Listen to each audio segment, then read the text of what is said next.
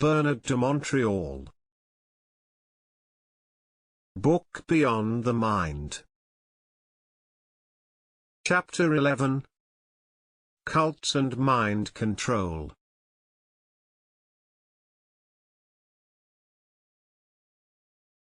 Cults are the barometer of forces of division in man's contemporary world. They have been the embryo of spiritual and political ideologies throughout civilizations.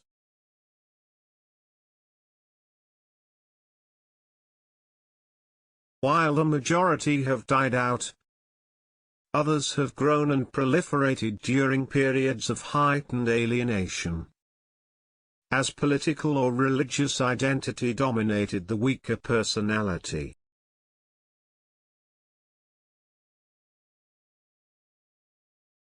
Some brought moral and spiritual comfort through the creation of time-honored values. They prevail to this day in the world's universal religions that result from the life-work of initiates whose destinies corresponded to the needs of mankind at a specific time of its evolution, and whose attributes sprung from the depths of the contemplation of the mysteries.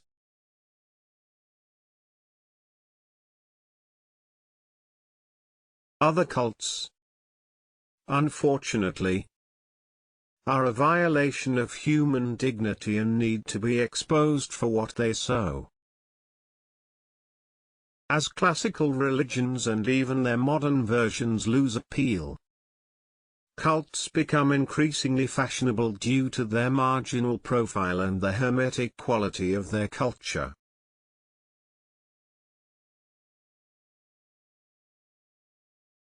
Whether they are psychic, religious, political, or commercial, they are a potential threat to personal identity even while acclaiming individual freedom.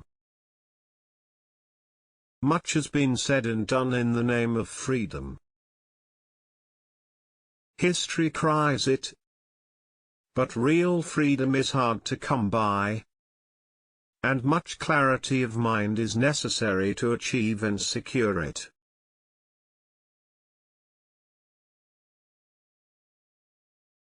Today religions are being displaced by a variety of new breed cults that invade and disturb consciousness with powerful astral ideologies, and at times, questionable leadership that operates under the cover of inspiration.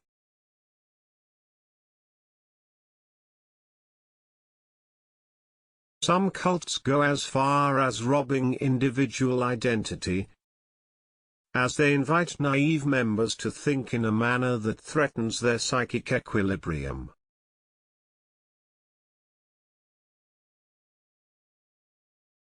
In many cases they weaken personal identity, sacrificing it to a collective form of knowledge that overrides and slowly eliminates the individual's inner resources.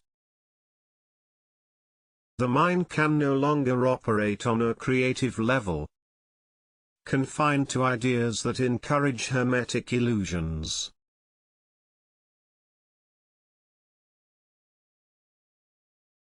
When self-estrangement pushes one towards a cult experience, the ego is farthest away from self and at the maximum danger point in its personal development towards conscious evolution.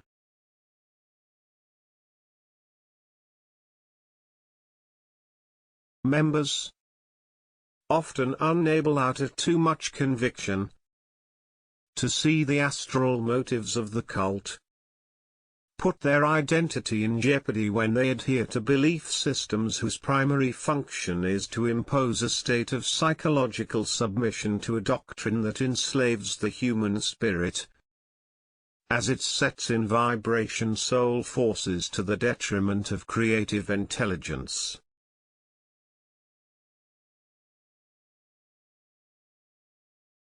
Cult consciousness initiates, to different degrees, a form of slavery of the mind under the auspices of the masterful arrangement of ideas to profit self-serving illusions.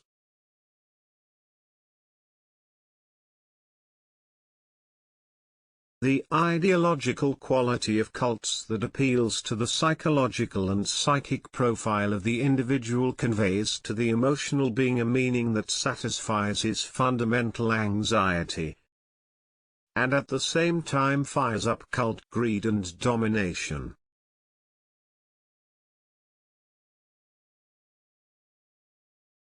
Cults that engage in brainwashing and reprogramming break down the psychological resistance of the ego in an effort to implant new values dictated through assertive ideologies that threaten the very lifeline of individual evolution towards self-consciousness.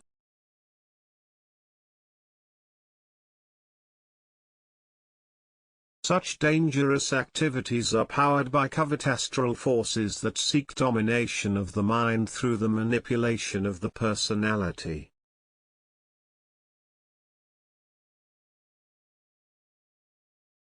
These forces are very present in the consciousness of many cult leaders through a subtle form of possession sufficiently disguised to prevent any question as to their sanity.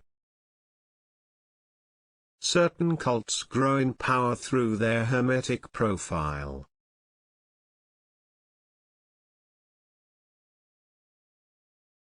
Any organization that uses secrecy, for instance, as a part of its basic policy, risks astralizing its activities to the detriment of the freedom of the mind. Secrecy is a tool used by astral forces to lead the membership into short or long-term deception.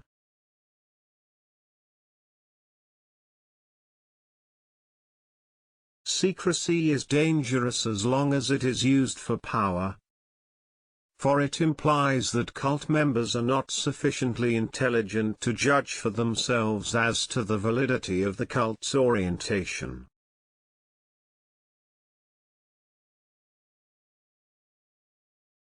Were members conscious or at least aware of the consequences of secrecy in their lives, they would leave in throngs and never adhere to certain Machiavellian organizations that appear whole but are really profoundly anti-man, anti-freedom, and anti-reality.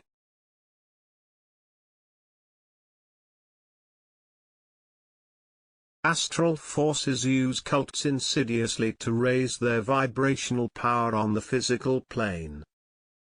Through the breakdown of personal critical faculties, the only tool that ensures a perspective towards eventual development of free creative identity.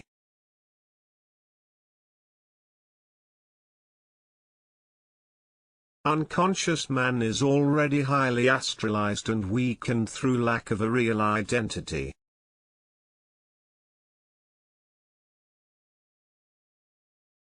When he enters certain organizations, his mind becomes the target of powerful astral agents that can neutralize his capacity to remain objective facing himself. Cults expose the individual to psychic forces through the manipulation of his emotions.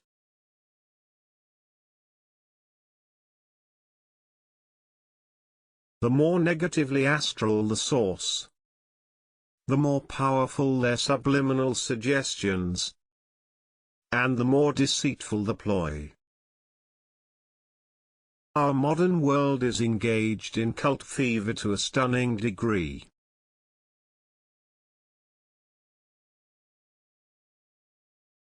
The need to satisfy the craving for unconventional experience, and to identify with varied forms of fascinating ideas is reaching proportions that could with time create a debilitating effect on the mass mind as well as on individual mentalities.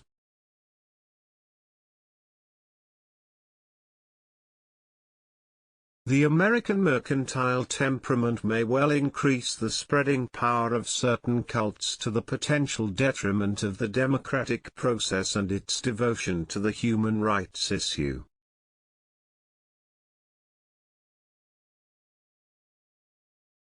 The cult phenomenon in America is reaching proportions that eventually spill over into the political and economic arena.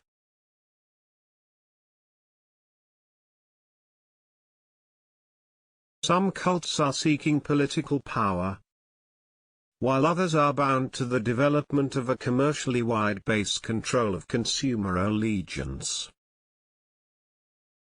Others have enshrined spiritual or occult forms of knowledge through either subliminal or direct contact with the spirit world.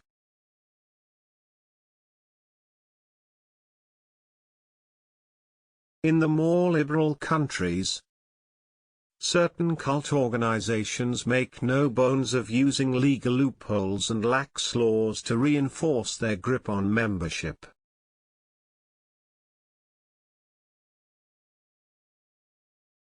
Only when excessive acts of brainwashing have been brought to public attention does society move to restrain or put a term to the violation of human rights, often too late, as liberal inertia becomes an aid to the proliferation of those organizations.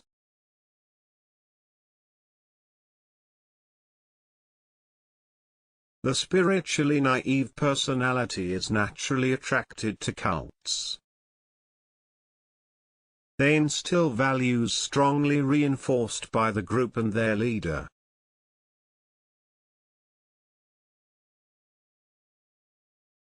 Psychic disinformation and even defamation results when a leader creates or establishes a belief system whose astral plan the group member is unable to evaluate objectively. Lacking the proper inner resources, swayed by group reinforcement, and magnetized by the psychic effects of these new beliefs on the mind.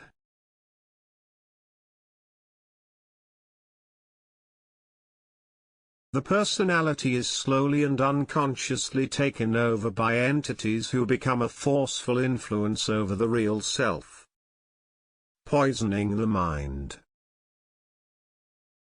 Thought pollution goes hand in hand with the astral pollution of cults.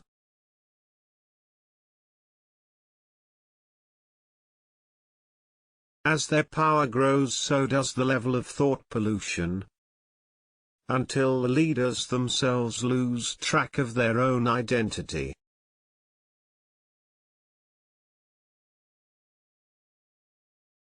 Thought pollution grows imperceptibly until such time as members are brought to realize that something might have gone wrong along the way.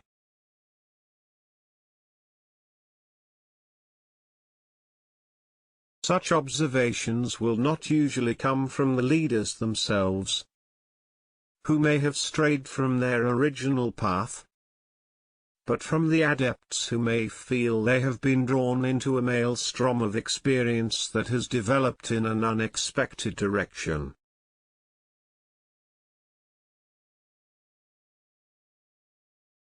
Cults encourage psychic submission to astral forces which can, in many cases, give rise to paranoid responses to real or imaginary outside threats.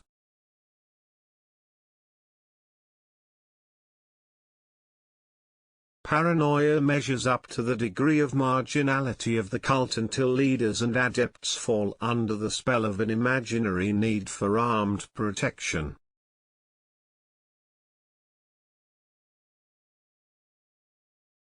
Some cultists become soldiers that soon transform themselves into a militia.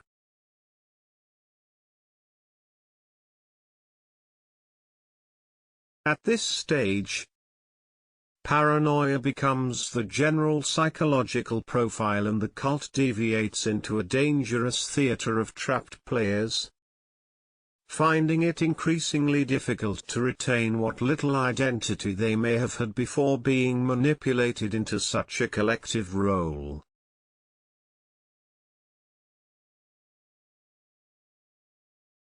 Some cults impress the personality profoundly and lastingly through the powerful astral currents that animate their leaders.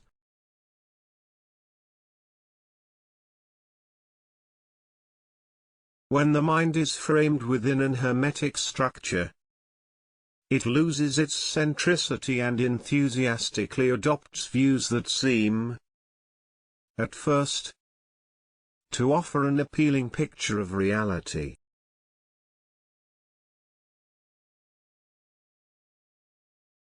The leader appears particularly strong and commanding in contrast to the weaker personalities, giving him an aura of authority that mesmerizes the adept, rendering him fearfully unable to challenge the one who created a psychic fixation of supremacy.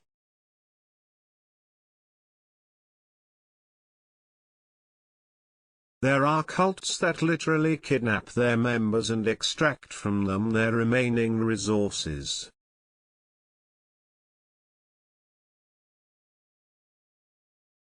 Such organizations do not seek to free those who come to them in trust.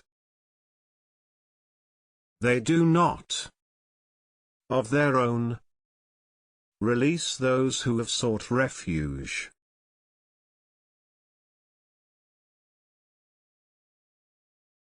Some have developed the art of kidnapping through possession and have refined it through the legal grid, to the tune of constitutional rights and legal amendments, and even outright threats.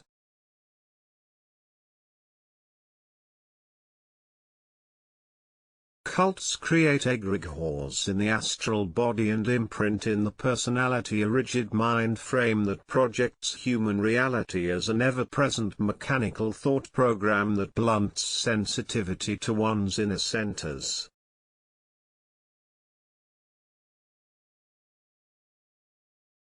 They destroy the creative potential of self-identity, and substitute illusory personality parameters that increase the dependency of the self on astral forces which easily magnetize the naive mind.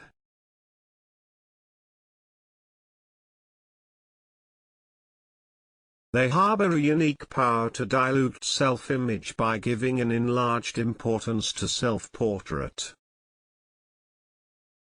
They condition the mind and cultivate the powers of the astral plane to the detriment of a higher mental plane.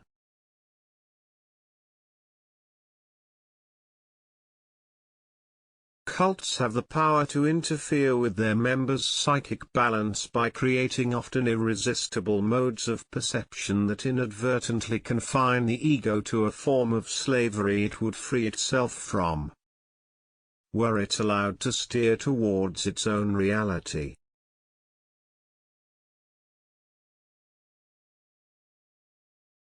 Cults fascinate as they arouse inner feelings that compensate for the lack of a solid, centered identity. They offer a fictitious identity based on the need to belong, instead of helping their members realize the wholeness and self-supportive quality of their own identity.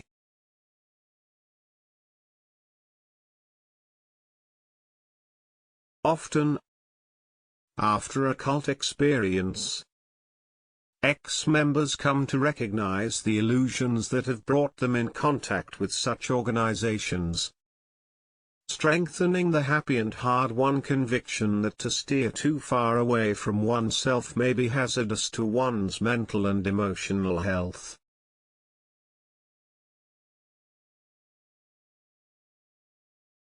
It is often difficult to stand the harshness of life and its fundamental problems on one's own. The cult allows adherence to a program that promises to deal with such existential sensitivities as self-help or self-advantages. In the experience, however, one comes to realize that the cult is a crutch that must be set aside in order to understand real life.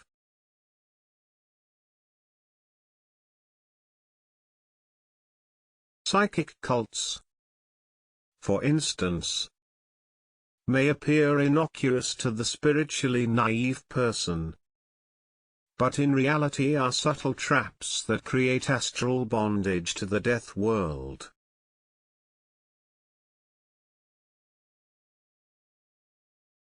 The charisma of a psychic leader gives the impression to a weak ego of being special and privy to information that is unique and most important.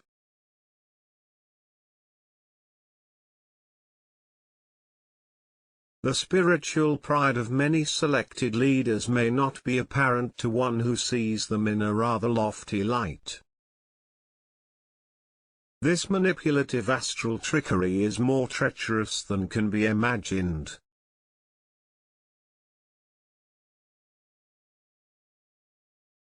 Conscious strategy against it must be developed before psychics can know what really goes on between the death plane and the physical world.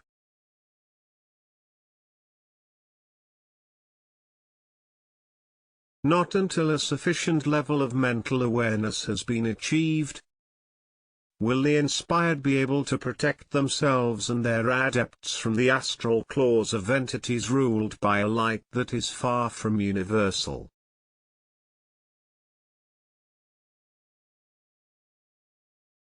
Astral contact will cease and its subtle influences wane under the control of higher mental awareness.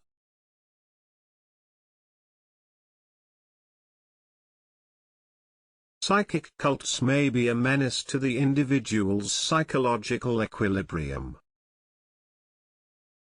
Mediums or trance channelers who receive information from the astral plane do not necessarily understand the underlying intent of the forces they are dealing with, regardless of the spiritual quality of the messages.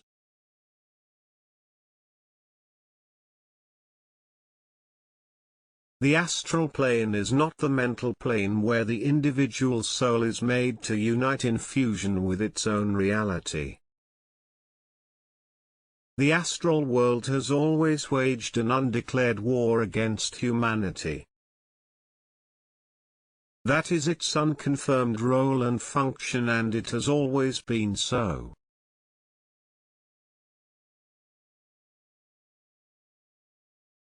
It will in time be recognized that fight does not come from the astral but from the mental worlds. Entities have no advantage of knowledge over man once he is in his own conscious identity.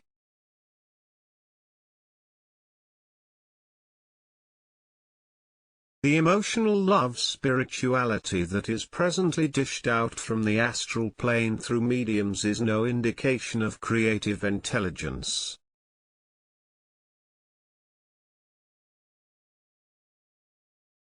Spirituality in this form has an astral flaw that corresponds to the psychic makeup of unconscious humanity.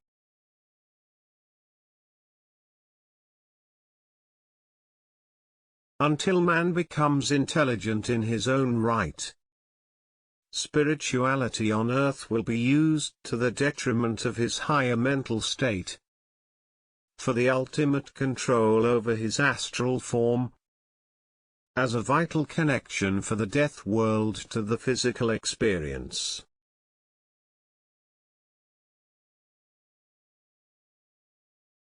Regardless of what they may say to open-minded and unquestioning mediums or channelers, the dead are sad and envy the human physical experience. They will do everything in their power to maintain their sync with the physical plane.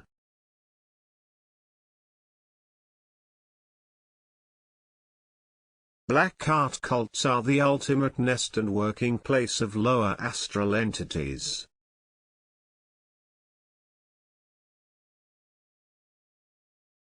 They fascinate and then mesmerize those who develop an interest in rituals that serve as contact and channeling mechanisms to powerful and devious forces.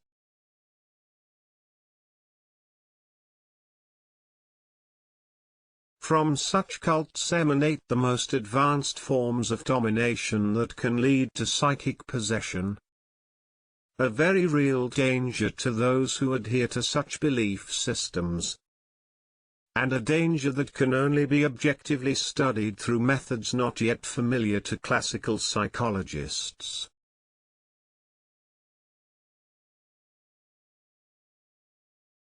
The high and low astral spheres are real.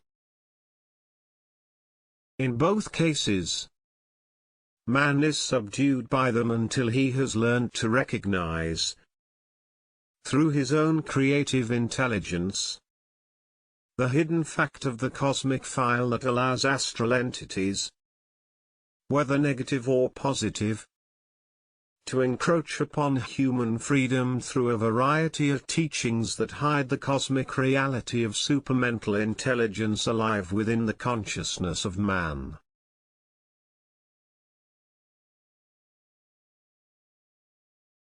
Once fusion with the high mental principle of self-identity has been established, the astral world is threatened by man's supermental intelligence rooted in conscious fusion beyond the death plane.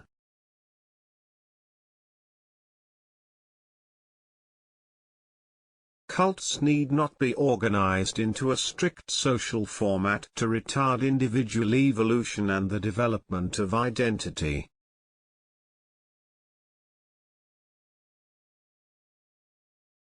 The superculture that has grown out of the entertainment industry has created its own brand of cult, and its members, the fans, help support the artistic morale of those performers who need the love of the public to find credibility in their art form.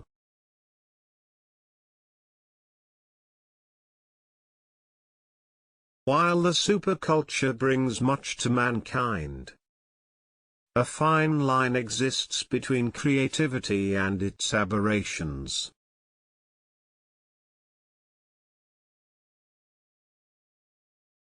The superculture had a heavy hand in the 60s in the popularization of the drug experience through image and sound.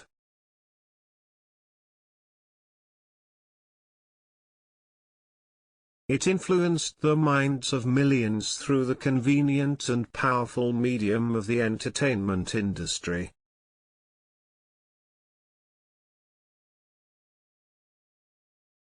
A whole generation was affected as many superculture heroes inflicted, indirectly, irreparable damage to many who could have otherwise grown through a more natural process of evolution, unscarred by the ultimate mental disease of drug-induced possession by negative astral entities.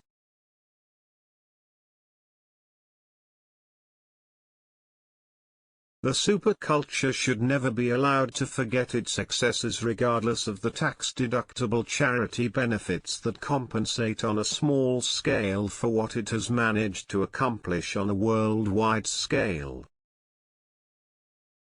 It used its power without maturity.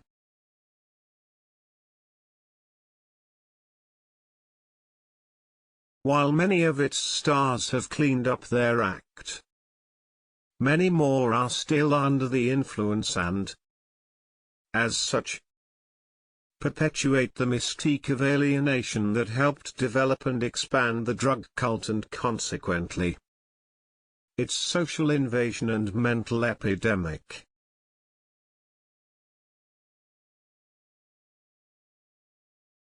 Contaminated in the drug scourge, a number of popular artists indulge in black magic.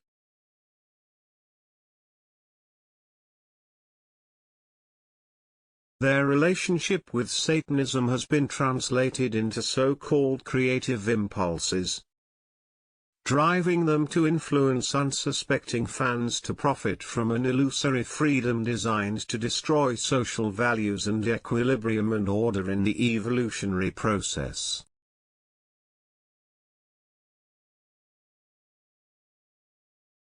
They have projected a powerful image to the masses through the stimulation of baser instincts dissociated from the harmony of a progressive social order.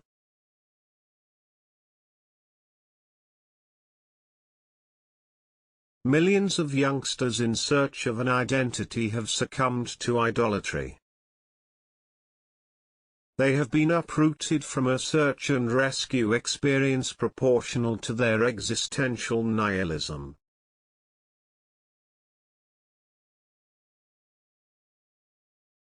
Artists have a great responsibility towards the evolution of social consciousness throughout the world, and must come to realize that the use of the media must render social service, not the easy astral manipulation through a drugged mind of themselves and their public.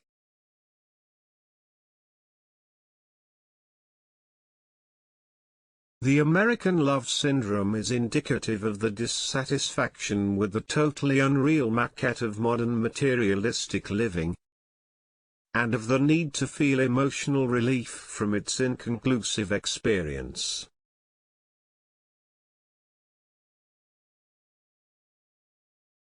The United States is the most advanced nation on Earth because of its spiritual endowment, but is plagued by grave problems at the underground level because of its spiritual naivety.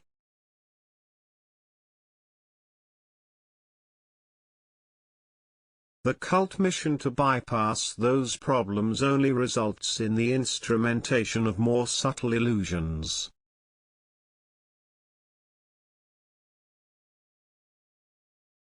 While Americans are making a popular tenet of their social consciousness, they remain hard-pressed to indulge in the mental realization of its mystery.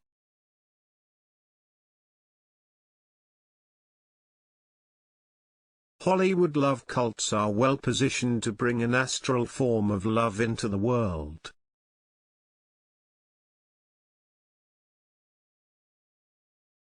The silver screen mirrors the illusions of the force of astral love and the perversion of its results.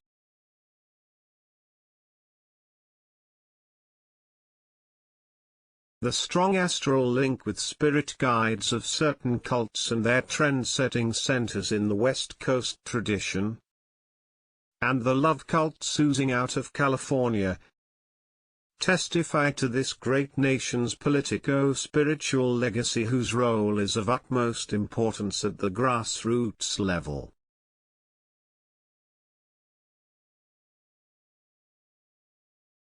Nevertheless, the deep astral currents that nourish its centers of spiritual fetishism need a creative perspective through contact with higher mental planes that are free of the influences of the death world and its spiritual agents.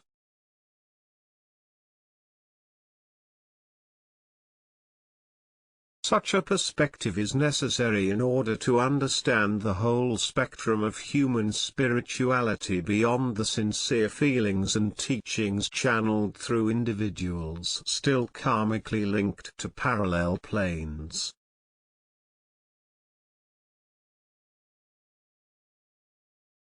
Astral teachings on love are merely spiritual parameters of a science of fire, which is not yet universal knowledge on Earth.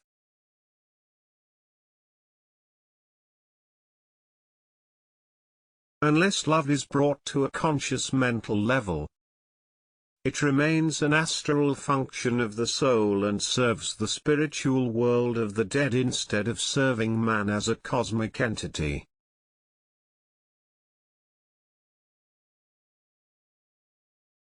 Real love is more than a spiritual function of consciousness.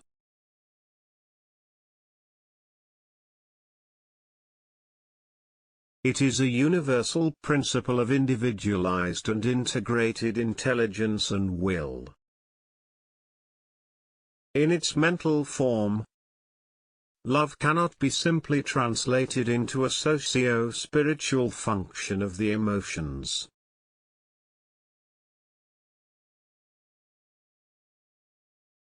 As a cosmic principle, it can only be experienced within the unity of the resolution of the self in a universal aspect that would make its non-astral components seem farcical.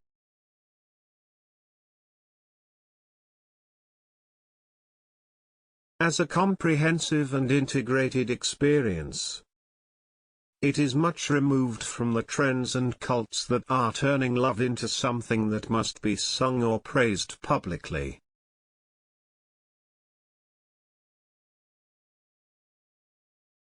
Love has more depth than one can sing about and more power than its Hollywood contraptions can deliver.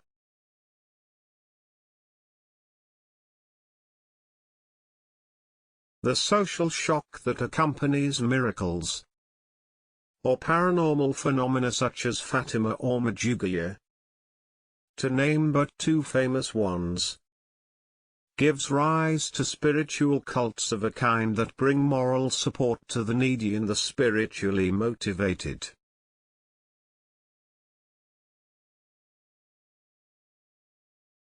The Church has always maintained an open but critical position towards miracles, until fully convinced of their spiritual foundation. But their astral background has never been put to test through the investigative faculties of fully qualified mediums.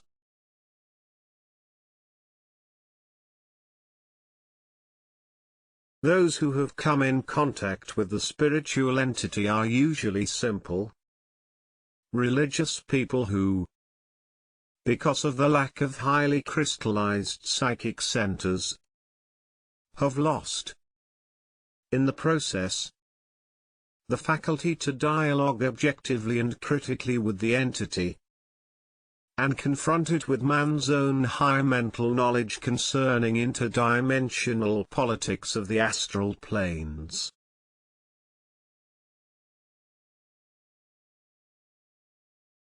A centric medium unimpressed by the spiritual aura of the miracle force would discover the entity's interdimensional cover-up and the intelligences behind the manifestation.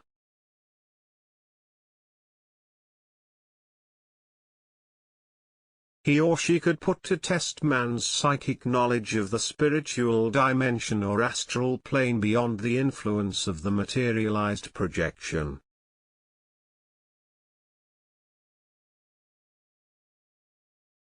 The reality of miracles is not questioned here, but the astral intentions and politics that underlie the projection.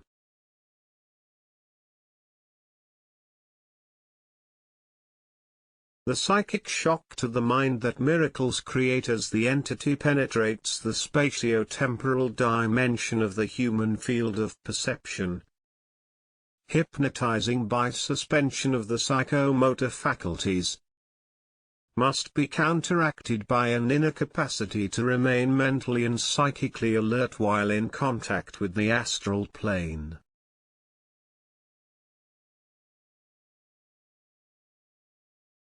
There is more to miracles than appears at first sight.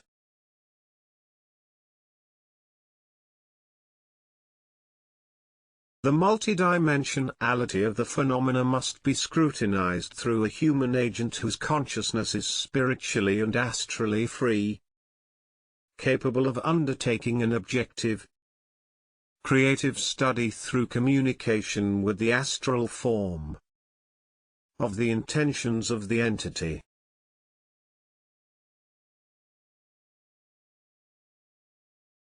Regardless of the symbolic figurehead used in the materialization, messages of peace and prayer, in themselves valid, are hypnotic and insufficient to put life, death and immortality into cosmic perspective.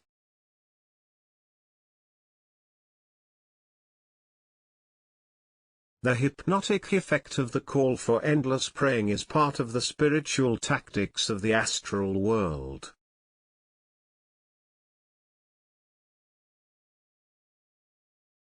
While it helps the spheres support their own evolution through the long astral peregrination, it shortchanges mankind in its need for a higher mental understanding of the mysteries.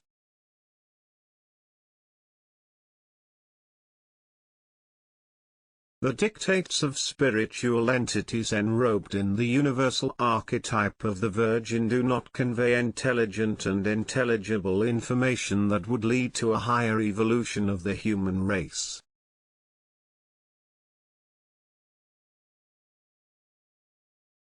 They rather serve their own needs and carry within them the seed of subtle astral manipulation of the emotions, interfering and retarding human development and conscious growth. The astral world feeds on humanity.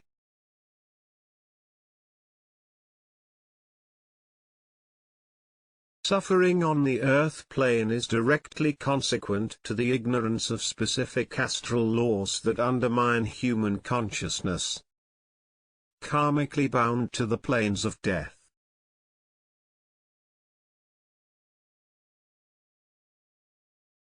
Evolution cannot take place only in science. It must also take root in the mind to be able to liberate man's psychic forces essential to his knowledge of the mysteries. Miracle cults are the necessary consequences of spiritual naivety.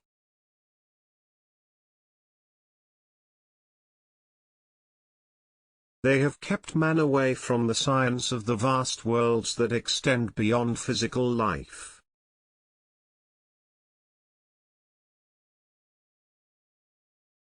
Psychic limitations have brought about psychological illusions as to the structure of the universe, leaving short-sighted perceptions which, if fully understood, would give access to endless knowledge that is presently blocked by astral influences, resulting in spiritual innocence used to stunt the growth of mental knowledge of a parallel universe.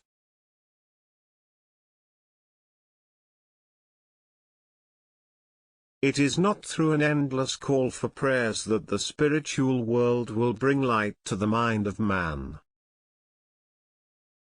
Prayers support the soul through its own suffering, but what is essential is understanding of the motive behind the miracle.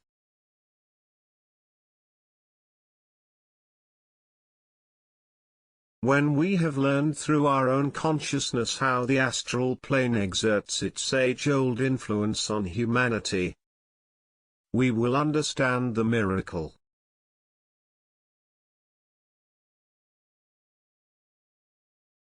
Any group or organization that would want to understand the occult side of miracles should call on the services of mentally conscious mediums karmically free from the astral plane.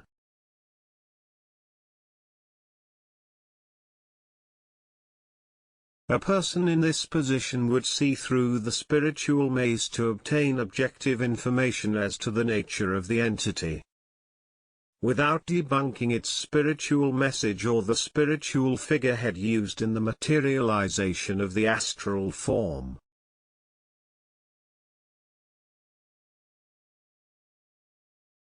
Religious groups do not seek the perception of those who are the most fit to see through astral mystification in a universe that contains more than a physical and astral plane.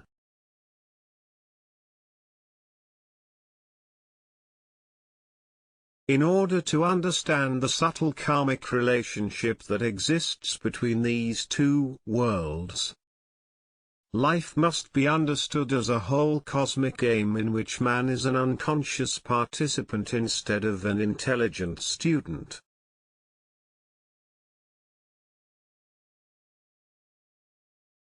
Miracles must be seen and understood as part of the activities of the death world on the physical plane.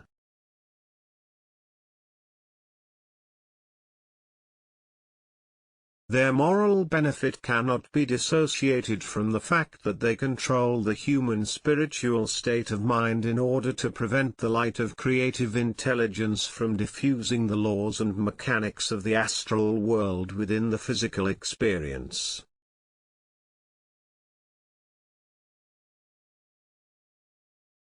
Conscious man understands the invisible realms as he does the physical. to end his experience as a pawn in a cosmic game whose astral dimensions prevent mental growth because of spiritual indoctrination.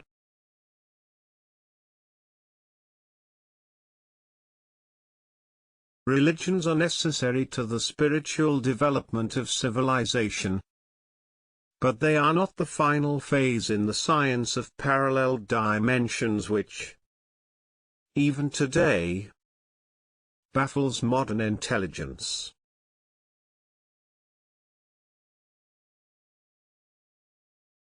The more the universe meets the eye, the more it becomes amenable to scientific investigation, through either empirical methodology at the material level, or psychic investigation of its intemporal dimensions.